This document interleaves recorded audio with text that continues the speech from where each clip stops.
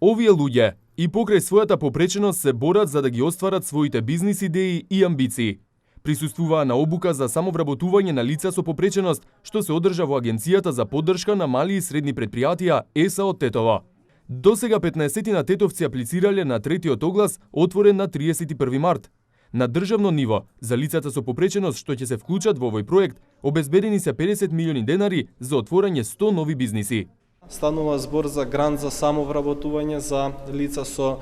инвалидност. Оваа мерка нуди можност за секое лице со инвалидност кое што е работоспособно и кое што ќе аплицира на објавените огласи да учествува најпрво во обука за самовработување, каде што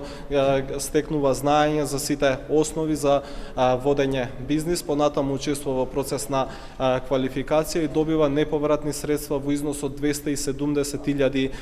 денари за носителот на бизнисот и може да добие дополнително плюс 92.000 денари за ново вработување. Тие може да аплицираат и за дополнителни 100.000 денари за адаптација на нивното работно место, доколку имаат потреба за адаптација, исто така неповратни средства од Агенцијата за вработување.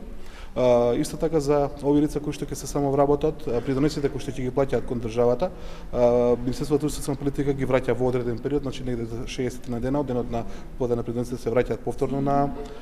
лицето кој се самовработило и нормално по истекот на 9 месеци од како ќе ја формираат фирмата, имаат редовно исплатена плата, имаат успешна приказка, успешен бизнис, ќе добијат можност за неповратни 20 просечни плати,